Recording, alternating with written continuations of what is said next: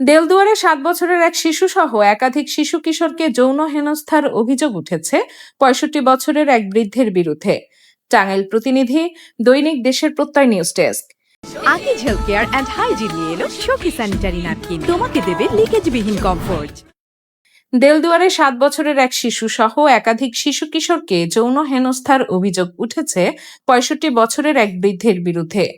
টাঙ্গাইলের দেলদুয়ার উপজেলার সদরের দক্ষিণপাড়ার মোহাম্মদ হাবিবের ৬৫ বছর বয়সের বাবার বিরুদ্ধে ৭ বছরের এক নাবালিকার সাথে যৌন নিপীড়নের অভিযোগ উঠেছে। হাবিব নিষিদ্ধ ঘোষিত দেলদুয়ার উপজেলা ছাত্রলীগের সাবেক সাধারণ সম্পাদক। থানায় অভিযোগের বিবরণে জানা যায়, গত ২২/৬/২০২৬ তারিখ বিকাল আনুমানিক ৪:২০ সময় ভুক্তভোগী ৭ বছরের শিশু আফিয়া ছদ্মনাম খেলাধুলা করছিল। এমন সময় নানা সম্পর্কের মোহাম্মদ জাহিদ মিয়া নাবালিকা আফিয়াকে আইসক্রিম খাওয়ানোর লোভ দেখিয়ে পার্শ্ববর্তী মসজিদের প্রাঙ্গণে বাথরুমের গলিতে নিয়ে যায়।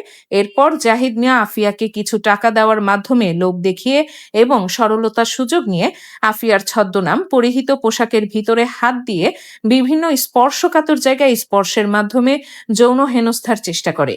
এরকম পৈশাচিক এবং অনাকাঙ্ক্ষিত পরিস্থিতিতে শিশু আফিয়া ভয় পেয়ে দৌড়ে বাড়ির মধ্যে গিয়ে তার মাকে বিস্তারিত বলেন। এই অনাকাঙ্ক্ষিত ঘটনার পরে নাবালিকা শিশু আফিয়া ছদ্মনাম আতঙ্কে রয়েছে বলে জানা গেছে। ছদ্মনাম আফিয়ার বাবা জানান, আমার পারিবারিকভাবে সিদ্ধান্ত নিতে গিয়ে থানায় অভিযোগ করতে 2 দিন দেরি হয়েছে।